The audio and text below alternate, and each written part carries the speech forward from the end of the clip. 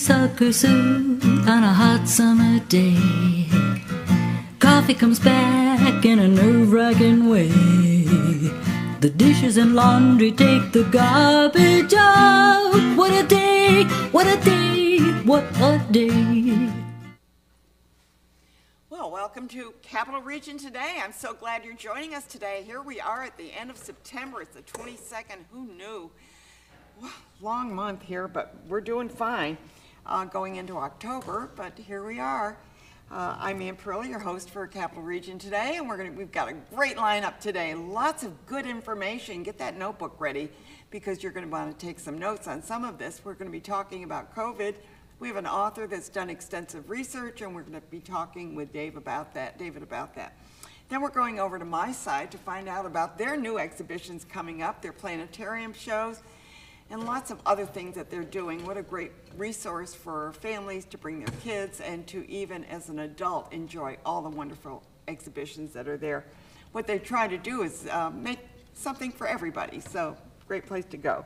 One of my favorites. And then we're going to be talking with NCAP. That's the Niskayuna community action program that they have, and they're the ones that do the big parade and a lot of other initiatives that they have in Niskayuna. We're going to find out what they do and perhaps how that they impact you or someone that you know. Then we're going to be talking with our favorite storyteller, Kate Dudding, was with us, and she's going to be telling us a story, I'm sure. But they have a big event coming up. I believe it's going to be on Zoom, but so that even makes it easier. Anybody can join then and make their donation to them and enjoy that. So it's always fun to have Kate on the show. But right now we're going to start out and find out about, and the name of the book is Get the COVID-19 Vaccine ASAP, and I could not underscore that more. Dave, so good to see you today. Thank you, Ann. Good. And what prompted you to write this? Basically, I was a little shocked when I would talk to people. Once the vaccine came out, and I talked to people, and they were so reluctant. They're adamant. They got those chips in there, and they're going to follow me around. Right. Or the pork in them, or something. Oh, there's no pork in it. Yeah. There's no thimerosal. There's no. I mean, it's pretty. It just does what it needs to with the RNA. Yeah. Right. And as I was preparing to write the book, a friend of mine died from COVID, and that was a wake-up call. Oh boy! I mean, it hits home. It does. It is so shocking and happens so fast. And as a matter of fact, I dedicate the book to her. Mm-hmm. She died in January. So that was before the vaccines were really out. It was right. That's before they were. I had a friend's wife died, and I said, and you hate to ask, but I asked, was she vaccinated? And it was like early March. She couldn't even get in to get a vaccination. Right. I was one of the early ones to get vaccinated, and that was. I was on the phone for hours trying to get the vaccine. I was like, and I hear people say, "No, I'm not going to get vaccinated." You don't have no idea how many hours I spent trying to get the vaccine. Right, and and it was smooth.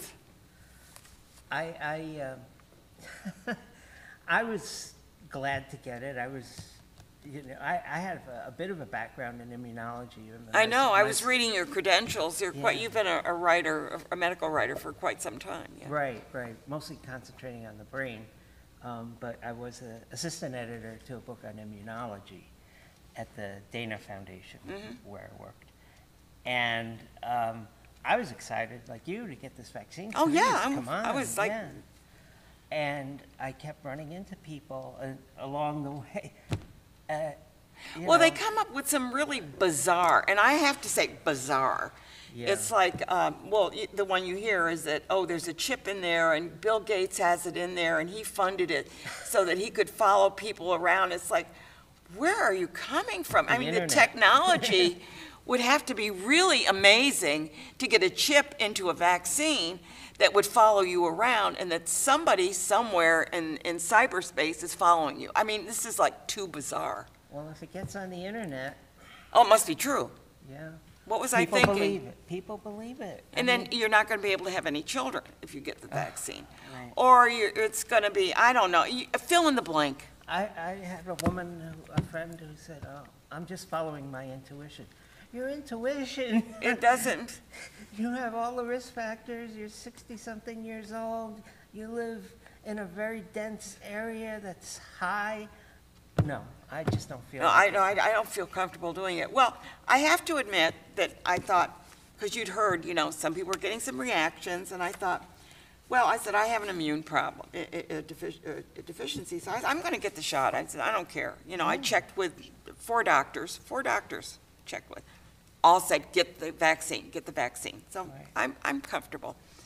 Yeah. So I get my first shot, it's like I'm nervous a little bit because I thought, am I going to get sick? What's going to happen? I even went home to look to make sure they gave me the shot because I felt nothing. No symptoms, no nothing, no sore arm, no nothing. Second shot, you hear, oh, you're going to really get the whammy on the second shot. Nothing, no fever, no nothing. So they create, they want to let you know what could happen, but on the other hand, don't always rely that the worst thing is going to happen to you, because it doesn't. Right. It's kind of like a game of, what would you say, telephone tag? Yeah. Where some idea gets out there and Yeah. gets passed And around. you pass it, and by the time it gets to the next person, it's like, what? That nobody said that. Yeah. The misinformation, the disinformation just was shocking to me. Well, I think you've got this whole, maybe 10 years ago this wouldn't have happened. I don't know. But we have social media. And we have people that want to be known as giving out information, like this QAnon or whatever, whoever that person is. I think they sit around and say, let's see, what can we do today to alarm people? Yeah. And in doing that, they create a whole new thing, like, using the UV lights or doing this or that. Things that are, scan the body with the UV light. No, you don't do that, Well, It's like, where that came from, injecting light. yeah, that whole using thing. glue. We had, and we have to admit that it was handled poorly by, nationwide. It was handled poorly at the very beginning. Yeah. But getting back to the COVID-19, I like your book. Thank you. Because you cover so much. Now, we've got photos. Can we bring up the photos and talk about, you had Watson up there, Crick and Watson, who were the developers of the DNA. Right. Amazing. Yeah. Well, There he is. Okay, Watson is on the right. And we have Washington because, he vaccinated his troops at Valley Forge, and if he didn't, we probably might not have an America. yeah, the Revolutionary War. Yeah, there was a smallpox outbreak. Yeah, and Crick and Watson, they were the developers of the DNA. Right. Not developers, they discovered it. They discovered the structure Yeah. of DNA, how all this information that Yeah. makes us who we are Yeah. is packed into every one of our 30 trillion cells, and the cells of all of life. Yeah. So I was fortunate enough And by the way, the virus has the DNA. no, it does not have the DNA. Well, they use the RNA right. from it, but Because that's another question. ribonucleic acid, right? Yeah, the messenger, right? Well, Yeah. So we're 3 levels down. But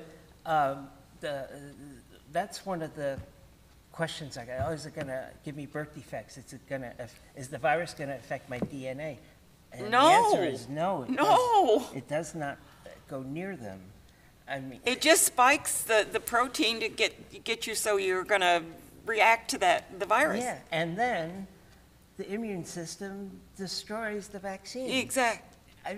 So it's like a Snapchat conversation. It just gives that little charge and then it goes off. Right. And then it works and works and works and works. That's why you need the booster to get that final. Right. Yeah. So the reason Not the booster, but the second shot. Yeah. But I was fortunate enough to work with Watson. I didn't meet Crick. Did you really? Oh, sure, yeah. That's impressive. He was the chairman of the scientists who I worked with. And we celebrated the 50th anniversary of their discovery. Yeah. This structure. The structure. And so I wanted to make the point that in my mind, and I've talked to others in the field, that was 75 years ago. Yeah. So we've been studying genetics for 70. Science moves in stages, and some people say, "Oh, this was developed too fast." Yeah. Oh, I got that one. Would you really trust a vaccine that they developed in 3 days? It's like, I don't know where you're coming from, but I don't know of any vaccine that was developed in 3 days. Yeah. And all the testing that went up before it. And it's like, yeah. well, it's that false stuff that they put out there. And you get people, I don't know what happened in our time that science was now an evil thing. It's like you don't believe it. Or how did we go from the polio vaccine, Salk vaccine, and the oral Sabin vaccine? Yeah, I was just a little too late for that, but boy, I know the fear and the joy that people say when that vaccine got distributed.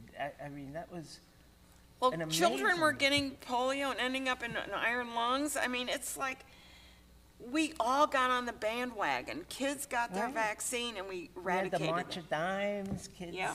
That and was then we funding. got rid of the measles, and we now we have the now they're coming back. hepatitis B and so A and B vaccine. You can't go to school without these vaccines. Yeah.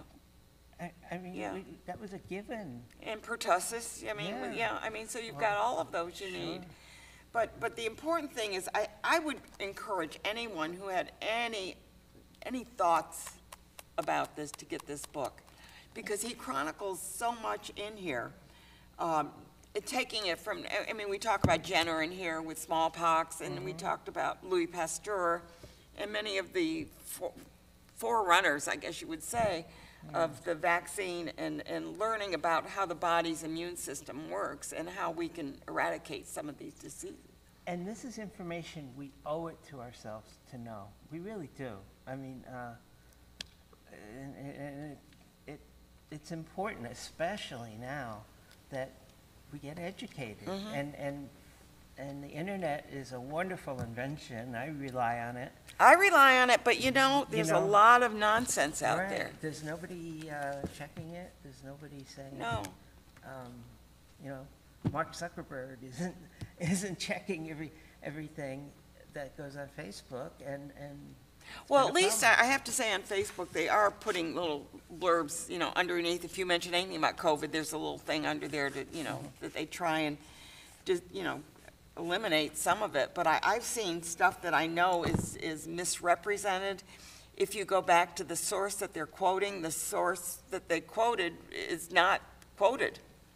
They use that like saying, well, Johns Hopkins, but it never happened, but they use something that's going to catch your eye to make it look like it's authentic, And so you can't always go to the source, always go to the source. Right, and I have primary sources in here. I was able to work with some of these people. I mean, I'm impressed that you knew Watson. I mean, that's impressive to me, Yeah, somebody said to me, Watson and Crick? That Watson? Yeah, that Watson, that one. And I did meet Crick out at, he had his office at the Salk Institute in La Jolla. Well, you were part of that, And then when we talked about in La Jolla, the institute, the Salk Institute, for health and research, I believe it's a research center. I would recommend that place as a vacation. It is so beautiful. I mean, San Diego is beautiful. Yeah, I've been there, Yeah, the Salk Institute is stunning. It's just, and the work that goes on there. They did some of the work on the vaccine. Yeah. A lot of people working on the vaccine. You've also written books on the brain, and those are available as well, right? Yes. They're all available on Amazon. You can search out my name. Okay. Or we have a website, healingthebrainbooks.com. Right, and we've brought that up on the screen, I believe, as well as I believe while you and I were talking, they were showing the Salk Institute as well. But you've, the other thing that I found really interesting, we don't have a lot of time, but I do want to mention it, is that one woman, I forgot her name, but her cells now are still being used. Henrietta Gila. That's what I was trying to think of, the Gila. Yeah. Fascinating story. She is dead 70 years, but her cells are immortal, and She is called the mother of modern medicine. This African-American woman from Baltimore went to Johns Hopkins. Well, she had cancer, wasn't it? She had cancer, yeah. Forget the... But because of her... Well, Johns Hopkins was one of the few places that would take black people. At the time? Yeah, at the time. I did not know that. Yeah, and she had a biopsy, and her cells kept growing. But Every 24 hours, they would double. And they still do. And they're around the world now. And they were part of the research. She was not treated well. She did not give her consent. There was really no procedure. Yeah. But now there's being restitution made. There's a Henrietta Lacks Foundation. They took her cells and didn't ask for permission. Right. Interesting. And they're still the basis of a lot of research around the world. And so they have the foundation. The family has been compensated every twice a year. They have research symposia. I found that to be so. And this is the kind of things that you're going to read. You get that book, you're going to read some really interesting information in there. I mean, Oprah made a movie out of that. I did not know that. Yeah, the immortal life of Henrietta Lacks. Okay, I'm going to have to check on it then. Yeah. David, I want to thank you for being on the show. Well, thank you, Anne. Yeah, and we've maybe converted a few people who had questions about it, but get the shot. That's all I can say. Get the shot. Right. Now it's available. Get it. Right. Don't put it off. Right. Protect your fellow man. Yeah. Right? Not just yourself. Not just yourself. Right. Thanks, Dave. Okay, thank you, Anne. We're going to switch over and talk about miSci, the Museum of Innovation and Science, and you definitely are. Thank you. Yeah, Chris Hunter's with us, and always a pleasure to have Chris on the show because he's so knowledgeable. What's going on? You got a little new exhibit coming up in November, I believe. Yeah, we've got a whole bunch of stuff going on. I actually just want to say, kind of tie into the last segment a little bit, that, I mean, one of our missions and goals is to create an appreciation in science. Yeah, I know it. We were just talking about science here, and we're finding out that people just say, oh, I don't trust science because it changes. Well, that's what science does. Yeah, and we know not everyone who comes is going to be a scientist and engineer, but hopefully learning a little bit and kind of gaining an appreciation of it. Right. Will help the citizens down the road. Yeah, Chris Hunter is the vice president of exhibits and collections, and yes. Your collections are amazing. Oh, They're really amazing. So tell me what's new. Tell me what's new. We'll put it that way, because I know there's a lot of things. Oh yeah, yeah. So we'll actually kind of start off with a couple of the other things that are going on now or coming up really soon. We've reopened our planetarium, so we have 3 shows a day. You have some great shows. I was sat in on one of them, and the new person that you have working there is really very engaging. Oh yeah, we have a new astrophysicist named Stephen. So he's amazing, and we just actually switched over the shows for the fall. So the new shows are the International Space Station, a show about the invention of the telescope, and a show about dark matter. Oh, okay. This is all, you're talking in the planetarium? Yes, yeah. Dark matter, we're going to be able to see it? Well, you'll be able to learn about it. I want to see that black hole, too. So you've got those planetarium shows. Yep, I find the sky is just wonderful to look up at. Yes, and it's just, generations of dreams about the sky, and there's going to be a lot of stuff happening. They're launching a new telescope, the James Webb telescope, in December. So. Oh, really? Yep. Okay. Yeah. So there's going to be a. Where do you have the telescope? Not us, NASA. Not you. Oh, NASA. Yeah, okay, I thought because you did have a telescope there. I thought maybe you were reinitiating. No, but I think it's part of the group of telescopes they're launching that's going to replace the Hubble telescope ultimately. Yeah, is that still wobbling? What's going on with the Hubble? That's still out there. Yeah, good. Still handling that. But one of your upcoming exhibits has to do with seeing ourselves. What is that about? Yeah. So the one sentence answer is it's about the history of the selfie. The history of selfies. Yes. Like that? Well, Yeah. well, starting in the good old days, you know, selfies were a lot more complicated. You had to be talented and be an artist and do a self-portrait, or more likely, if you had money, you could get somebody else to do a portrait of you. Right. Then came along photography, and with photography, the early photographs, it was still kind of an art form, and you had to have a lot of money and a lot of skill, until George Eastman invented flexible film and the Kodak cameras, and that kind of opened it up to everyone. So They had the brownies, those came out, the little brownie and things. Yeah. And back in the painting days, if you didn't have the money to do a full painting, your light could be projected on your shadow, and somebody could create a silhouette. Oh, that's how they did that. Okay, the silhouettes. Yeah, Okay. or miniatures. So Yeah. So we're also going to have interactives kind of connecting to everything. So it's how we see ourselves, whether we're talking about a painting or, Yeah. look, how about the mirror? Yes. Yep. So one of the sections of the exhibit is going to be kind of like we're kind of calling it the fun house a little bit, and it's about mirrors and how mirrors can manipulate how you see yourself. Oh, there's the funhouse mirror at the carnival where it makes you look really thin or very fat or whatever, Yeah, and we it's got some of it the has to do with curvatures. Yes. Yeah, so we're going to have some of the concave and convex mirrors, but in doing research for this show, we found this thing called the photo multigraph.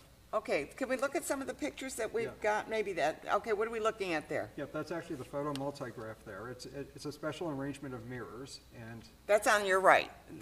They're looking at the right. oh yeah, actually they're both kind of one is a vintage 19th century picture. The one on the left with the And so is that the multi-mirrors? Are you saying that they? So it's actually two mirrors, and when the two mirrors are arranged the right way, in some sort of a V shape, they actually will, from the right angle, you can see 5 of yourself. Really? Yeah.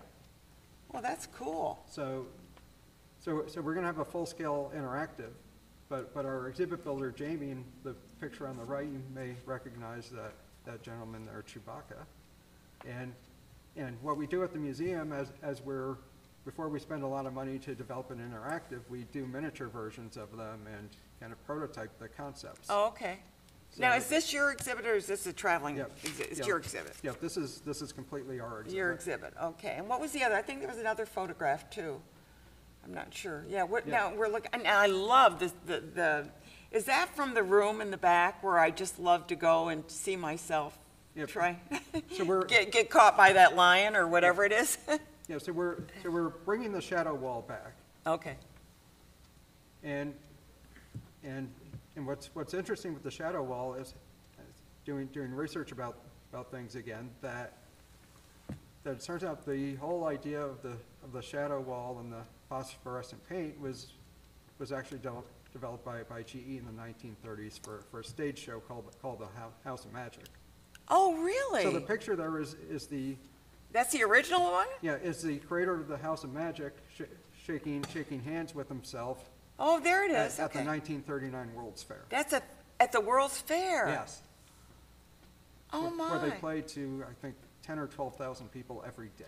Oh, my gosh. And then the other photo was was that Yep. Steinmetz with the fish? Was Yes, yeah, so as we talk about seeing ourselves on the outside, it? Yeah, there it is. That's the one. something else that was incredibly important that was developed at GE and right here in town was the ability to see your insides. Inside, yeah. So that takes us to the MRIs and the CAT Yep. scans and X-rays. Yep. I mean, we've gone from X-ray, which, at the time they didn't realize the radiation was so bad. I talked to a physician one day, and this was years ago, and I looked at his hand, and it was really looked awful. And I said, do you mind me asking what happened? And he said, well, I was just really stupid. He said, in the early days of X-ray, I didn't bother to cover my hands. I didn't realize that the radiation was as bad. Then he got that radiation burn. Yep, and the amazing thing was the the scientist who worked on X-rays here in Schenectady, Well- William Coolidge, he actually lived to 101. Oh, really? Yeah. And but didn't Curie? I mean, didn't she died early from radiation poisoning? Didn't she, Madame Curie? No. From a variety of things, but Yeah. it did. Yeah, because she was working with radiation as well. But these are the things that we're going to learn at the museum, right? Yes. If we see this exhibit. I know that you've done a lot, and if you said, oh, I've been to the museum, don't do that. Please don't do that. These exhibits change all the time. Yeah. So talking about what we have now, we've got our summer exhibit, Goosebumps: The Science of Fear. I know, that's such a great exhibit. Which was originally created by the California Science Center. How long is that up? That is up through Halloween. Oh, through Halloween. That's right. She wanted it to be up through Halloween, yeah. Yeah, so we were able to extend that a bit. And Yeah, be sure to go Yeah. because it's a really interesting, talks about all kinds of different fears that people can have. Could be anything, and I didn't even know the names of some of those fears that you have up Oh, on yeah. that wall. I'm reading it Yeah, and there's going, one whole wall is like the fear of bony knees. well, there's one, your knees, Yeah. the knees. Well, who can be afraid of knees? I mean, Yeah. Yep, and then there's one section that actually deals with kind of paranoia through the media. oh, yeah. That looks at the exhibit's actually was originally created in 2007, so it's kind of amazing how some of the things It's like, current. it's kind of cycled back, and it's bird flu and some of the things with crime Yeah. and sharks and it all cycles back over and over again. I know. I found the exhibit to be really interesting. And it's really great. There's little rooms that the kids can go in, and even me, I went in there. And, and they'll say, put your hand in there and see what you feel. And, and I had this one little girl standing next to me, and she said, I don't want to put my hand in there. And I said, well, we could put it in together maybe and see, you know. But she was okay, but it was really kind of, the fear challenge course, which includes fear of loud noises, how about the fear of electric shock, and then the fear of falling, which is you strap your do-it-yourself. you get strapped into a bed, and then it actually falls backwards. Yeah. And you see them going, and there's a camera that captures your. Oh, I didn't realize Your that. reaction. Yeah. Because I saw the kids doing that, and I thought, is that just for kids, or do adults do it too? It's for kids of all ages. Yeah, that's it, yeah. Because I was just standing on the side watching kids do that, and I thought that, what a great experience. I'm sure that they're thinking, oh my goodness, but they're very good. Everybody's strapped in there. Nothing's going to happen to you. But it does give you the sensation of going. But, it's the same thing that happens when you're in a roller coaster, right? Yes, yeah. Same feeling, that the sudden drop that you go through. Yeah, a little bit of a theme park ride experience in the Yeah, museum. yeah, without the theme park. Yeah. So, And then we still have the science of mini golf. That'll be up through I like the beginning mini of golf. January. That's really So good. that's 9 holes, and each hole illustrates a particular scientific concept. Yeah, because you have to get it over here so that it turns down and goes there. It's geometry. Yes, yeah. Yeah, so you're teaching a lot. And as I said to my viewers, please don't say I've been there and I don't need to go again, because it changes all the time. And you have a new, nice, beautiful education center, that big room with the World's Fair exhibit. Yeah. We just opened a new gallery. We kind of moved our gift shop, and where the gift shop was is a photo and painting gallery. Yeah, I like what you've done. So the first show in that is about the 1939 and 1964 World's Fairs. Yeah. And all things from our archives. We have the scripts and the logbooks from the 39 fair, and all sorts of great photos from the 64 fair. And after that closes in mid-November, then it's being replaced by train photos, because Because you could do the train show in the winter for day the after Christmas change. Thanksgiving, the trains will be back out on display. And We didn't have the butterflies this year. we're hoping to, yeah. Next year. Yep, if everyone gets their vaccines and behaves, Yeah. we should have the butterflies. Yeah. So, I've got to compliment whatever, the ideas that you come up with and the exhibits that you come up with. are just simply, they enchant me. All right. I mean, I go Oh, yeah, there. We've got a great team. Yeah, and I was down in the basement looking at his collections, some of them, not all of them. And I was like, I just wanted to stay there forever because you have such interesting things down there. Yeah, And you got the best job. Oh, yeah, we've got dozens of exhibit And ideas. photographs, should we mention photographs? We've got 2 million photographs in the collection, so really the history of electricity and electronics. Yeah, So- 2 million of yeah, them. Yeah, lots of early stuff from TV and radio. So we'll be bringing a lot of the radio stuff out next year as WGY has its centennial. And then- Yeah. And Alexanderson, wasn't he with TV, right? WRGB, was it? Yeah. Am I saying that right? Yes, Ernst Alexanderson, Yeah. he developed the equipment for the first voice radio broadcast in 1906 and then moved on to first transmitting still pictures, AKA the fax machine, and then in 1928 created the first television station, WRGB. And they went from GE to, or was it from Proctor's to GE? How was it? It was just a short distance that they Oh, yeah, in 1930, they did the first theater demonstration of Yeah. television. So I think at that point they were still running wires, but Oh, okay, I Yeah. just wondered about that, how that worked. oh, yeah, but for instance, they'd have a conductor at the studio in Schenectady going to an orchestra at Proctor's, or they'd have a vaudeville duo like Laurel and Hardy, and one was at Proctor's. One was and one was down at GE. So Amazing, isn't it? Look how far we've come. Yeah. Now we've got our cell phone and we can pick up anything. We can talk to somebody in China on it, And here we are. We were running cords between Yeah, the- yeah. just not too many years ago. Yeah. Chris, it's always a pleasure, and I always learn something from you when you're on the Oh, show. thank you. I really love this man. I love to talk to him because he's so knowledgeable, and he makes me want to learn more every time. And we've been doing this since back on Broadway. So Yeah, good, right. Yeah. Thanks for being here, You're welcome. Chris, and say hi to everybody at the Okay. team. Gladly. Great team over at miSci.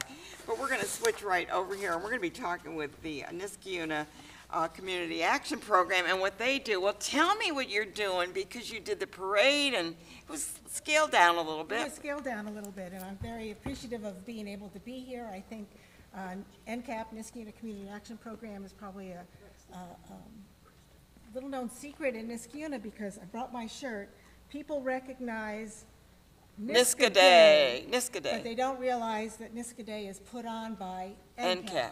And NCAP has been doing this for 40 years. This is our 40th anniversary, so we're trying to not miss that opportunity to get out in the community. So we did scale down the Niska Day in order to have something happen on our 40th anniversary.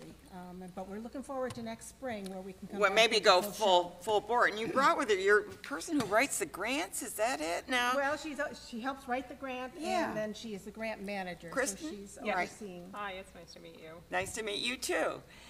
This is awfully bright. So I'll Yeah, keep it but, away. well, no, that's fine. I don't mind. I think it looks nice. It looks good. I guess what I want to say is that you're known for Niska Day, Yes. but that's not all you do, because you have a Definitely grant not. writing, that's writing grants. And what are your major grants that you're writing? So, it actually is kind of a shift. So we're in a grant cycle right now, year 8 going October 1st into year 9 with a CDC grant that focuses on youth prevention and substance use.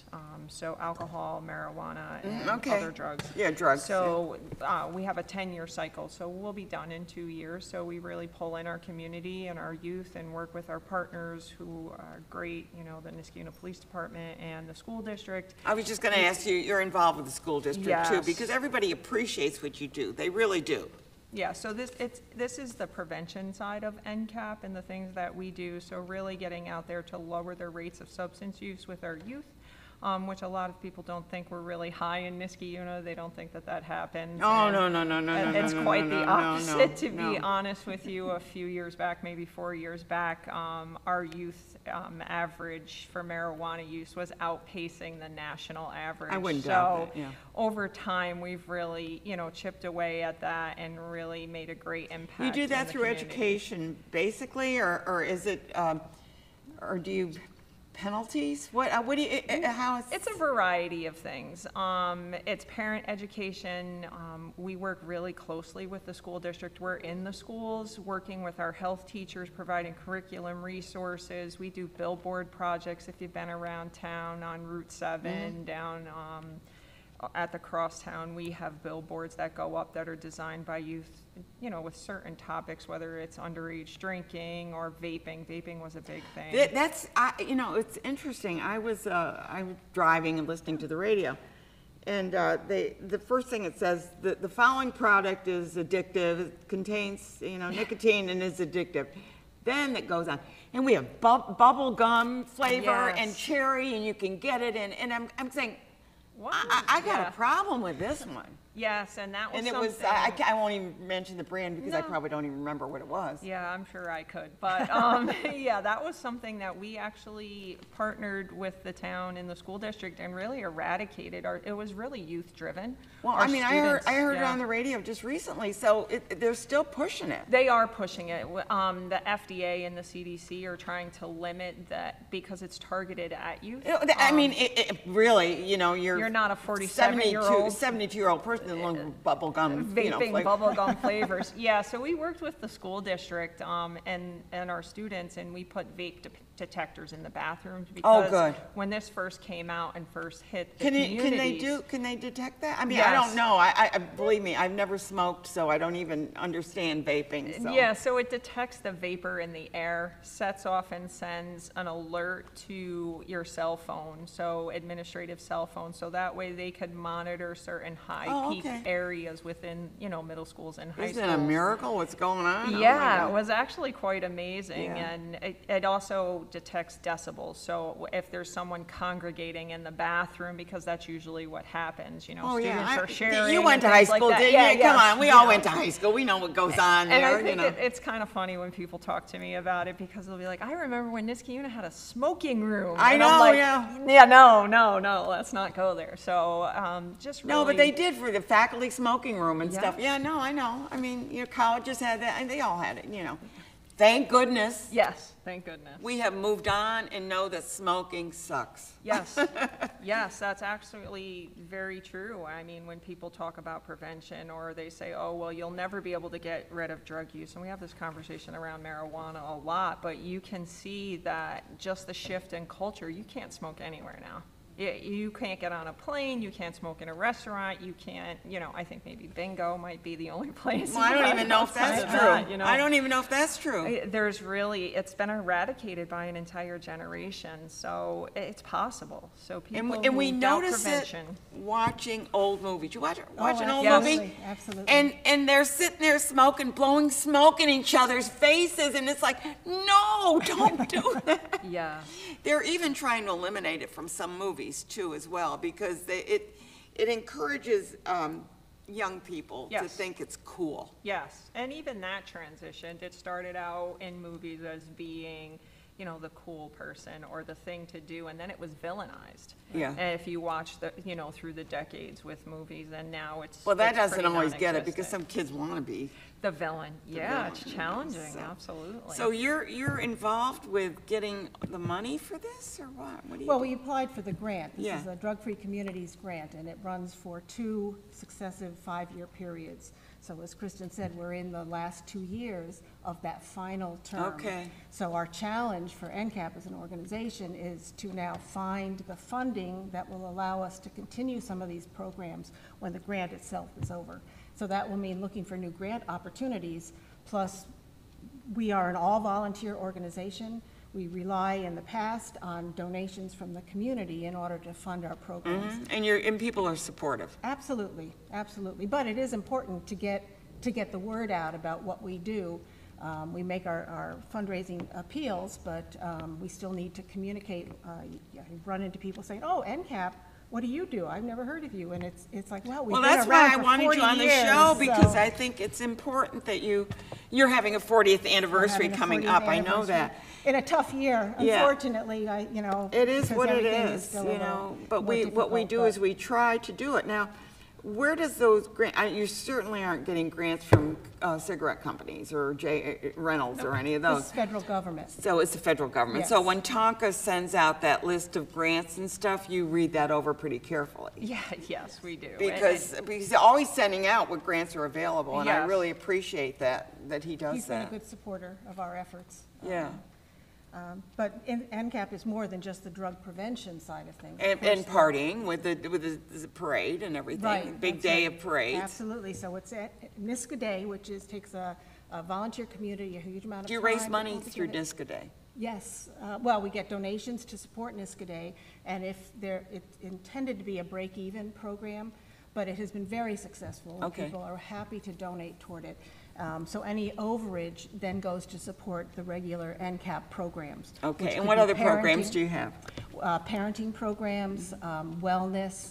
Now that we've had the grant, we've really been focusing on that for the last Right. 8 years, but we'd like to build back up that third leg of the stool, those community wellness activities. We've had health fairs in the past. We have to now start to adapt to a new environment. One of our most Everything's new. Everything's new. One of our big programs, you may have heard of it, is Niska Game. We developed a life-size Monopoly board. Oh, really? And the middle school kids were the game pieces, and they would run around the board and earn what a points cool and everything. idea. And when it started, it was hugely popular. And I think this would have been our 30th anniversary for the Niska Game. But the last couple years, the activities that the kids get involved in have changed. So we went from 2 days to 1 day to 1 session, and now we've stopped. Yeah, but you may Doing it. build up again. We may build up again, or we want to look for some other ways to Yeah. attract kids and teach them that there are healthy ways to have Yeah, fun yeah. that don't involve alcohol or drinking. So Yeah, that that's the underlies important thing, is to message. have events in places where, it's an alcohol-free, even for adults. I mean, Yes. I know that there's people that have had alcohol problems, and they don't want to be around alcohol. And you go to a party, and it's like the first thing they want to do is hand you a drink, and there should always be some options, I agree with that. I really believe that. It was funny, I was at a dinner yesterday, it was a luncheon, and they were going to have a toast, and so she was bringing around these flutes, half filled, and I'm going, it's noon, I'm driving, I'm not, and we happen to have some people there that would not drink alcohol. And like almost in unison, we said, is there alcohol in there? And she said, no, it's cider. I thought, phew, But it is something, that is something, and. But it was appearing as though it was alcohol, Yes. and that's why I was getting nervous, and I know that 2 people were not going to be able to drink at all. And she said, no, it's cider, it's not a problem. Yeah, so. And I've had that experience myself, because I don't drink either. And then sometimes in social situations, the response naturally comes and it's like, oh, I'm sorry, I didn't even realize. Well, and you're like, it's that's just my not what it choice. is. Right, it's a choice. And Yeah, I think even yeah. that concept of the stigma that's associated with it, or associated with addiction, or folks who are struggling in addiction, Yeah. is really very prevalent, even in a small scale like that. I usually just say it's a waste of your money because I don't like the taste. Yes. That's my response, which is true. It is I'm very not kidding. It's like, Some of the messaging we have for our kids is called social norming, to let them know that it's not most of the kids who are doing this. It's okay to say no. Yeah. That we do a survey. everybody's doing it, Mom. Can I Yeah, go? right. Everybody's going, and you call the parents, and nobody's doing And it. nobody's doing Right, it. right. Yeah. But everybody's doing it, right? Right. I had kids. I know. Well, one of the things this grant has allowed us to do is have a student survey every 2 years. So we are comparing Are they numbers. honest? Yes. Yeah, there's questions built into it to help weed out students who might be Okay. playing with their answers. Yeah, I know, little you bit. could always wonder about that. Right. Well, I really want to thank you both for being here, and to be, the idea that we're actually having an organization within a community, and I want to thank you so much for being here. First of all, that you're doing the grants, and keep writing those grants. Appreciate that. Okay. Thank you very Thank you for much. being here, Krisin. And so, your next plans coming up are? Well, we're finishing out this year, celebrating the 40th anniversary. Our plans now are toward self-sustaining organization after the grant ends. So looking to build our membership, looking to bring in the younger generation, because, you know, I've been around a long time. It's time to get I some have of to those admit, new it's very ideas. tough to get the younger generation. They are not joiners, number Right. one, and they're busy with their Right. units in front of them, whatever that happens to be, whether it's a computer or a phone or whatever. They're kind of self-absorbed. I don't know what it takes to bring them, and I know a lot of young people, and I'm talking up 40s and stuff, that simply do not belong to anything, so. And there's a tremendous amount of competition for your attention. There's Exactly. a lot of things going on in the world, and people are choosing which things they're going to become involved But you with. just keep doing what you're doing. Well, community is important. You got it. Thank you Thanks very for being much. here. Yeah, Thank please you. come back again. Thank Yeah. you. We're going to switch over to one of my favorite storytellers. Kate Dudding is here. Kate is amazing. I love your stories. Every time you come, you bring a new story. But the art of storytelling, and I want to say this because we're getting away from that, other than being a storyteller, within our families.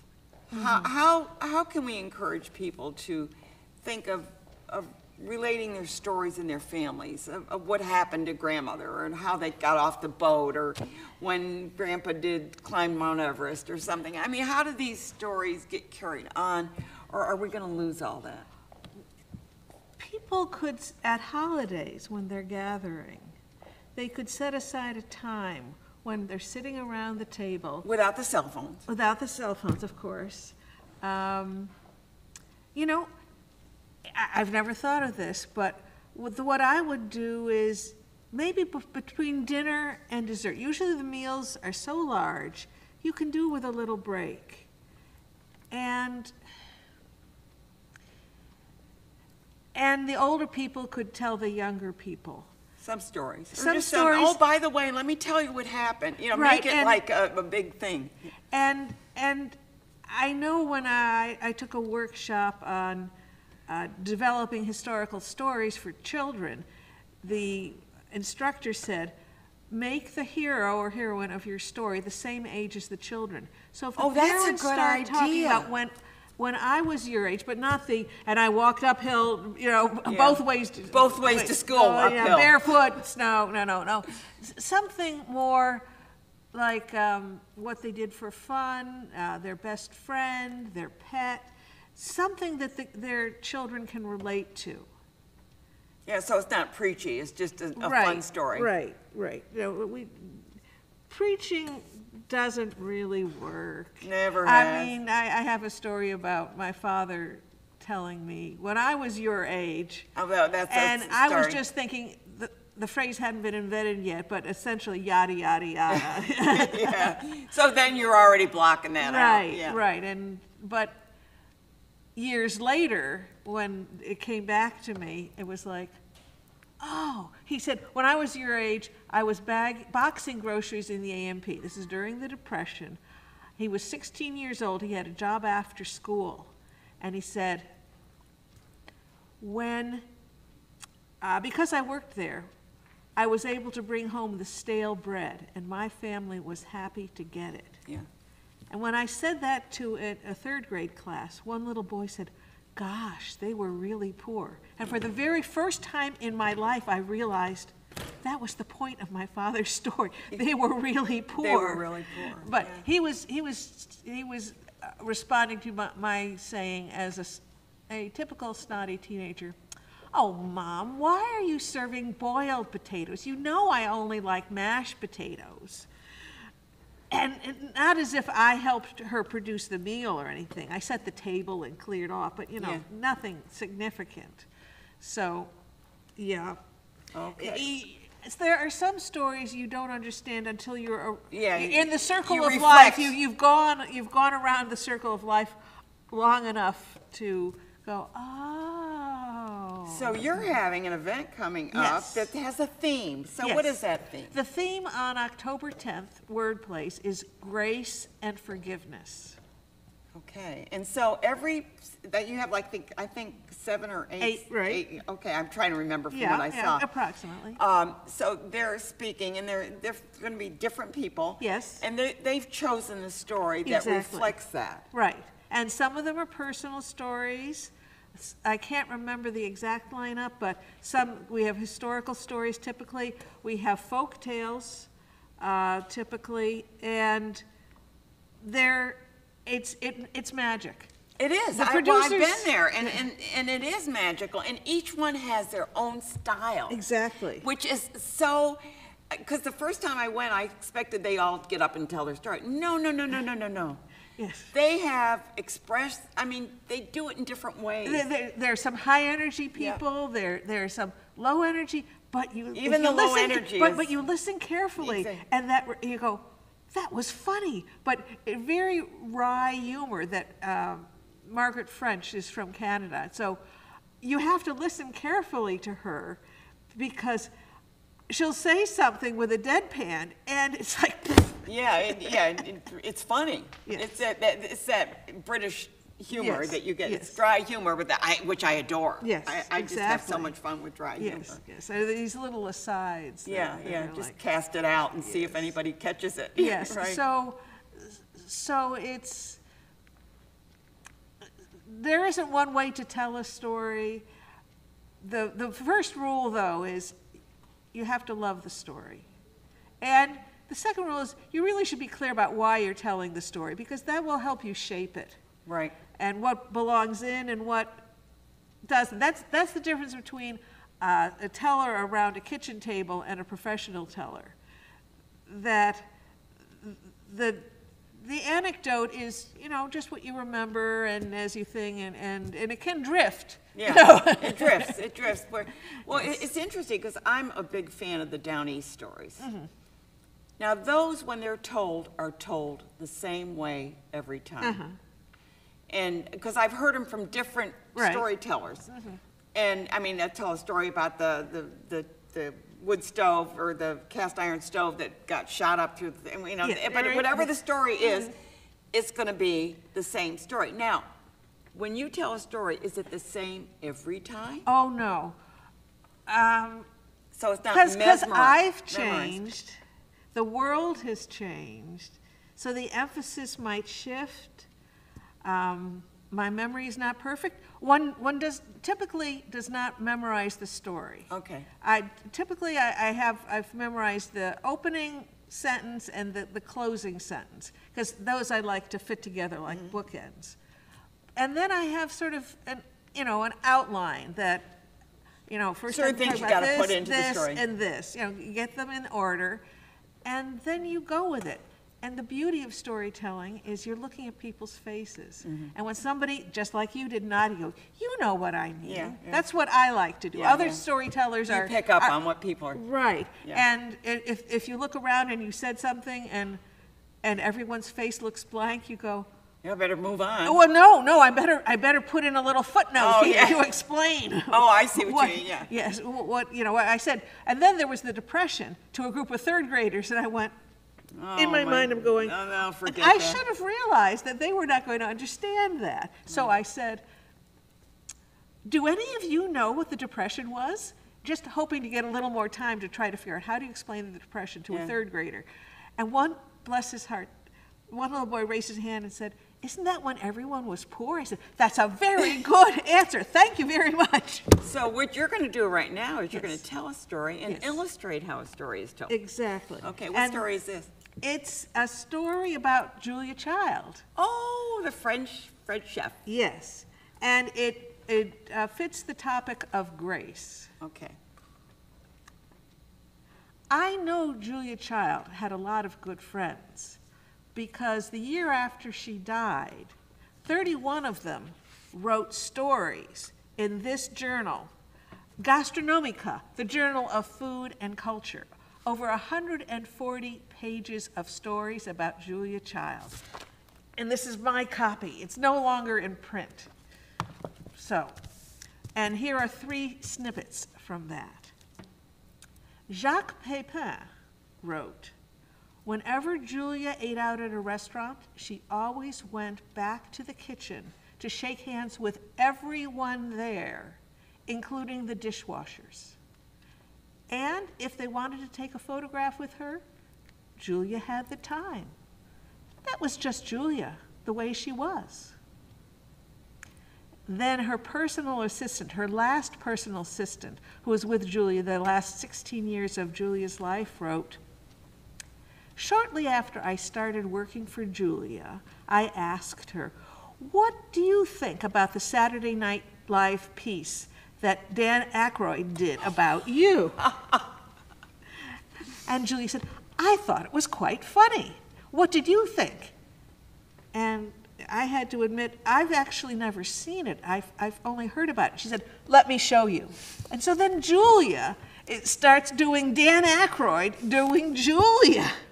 And she ended, the personal assistant wrote, and she ended the story by throwing herself across her desk and saying, and then I died.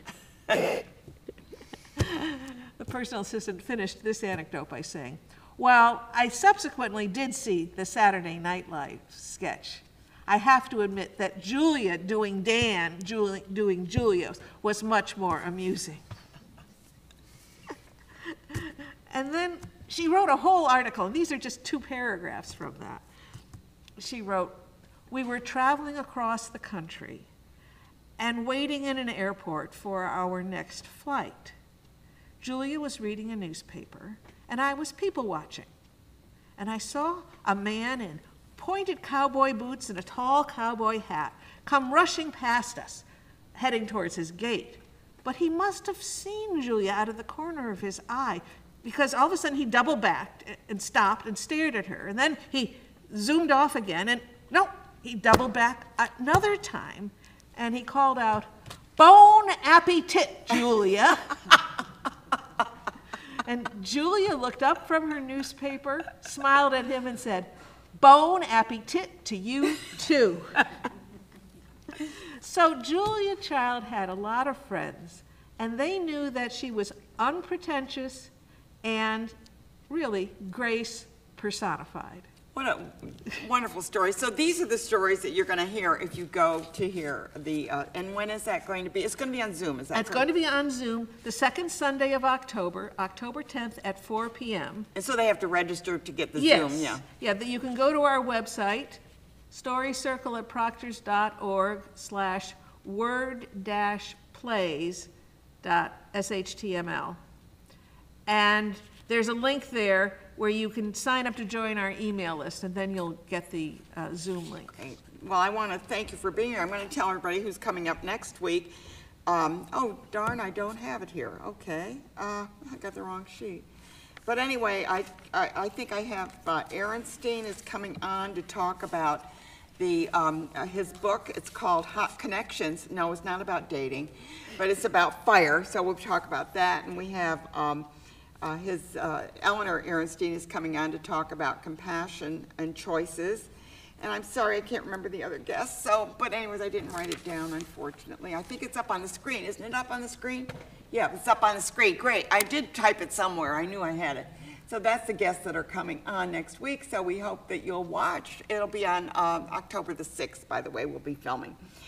Thank you all for watching. I'm Ann Pearl, and I want to thank Kate Dudding again for being here and to tell us a story. And we'll see you next time. Ann Perillo, the host and producer of Capital Region Today.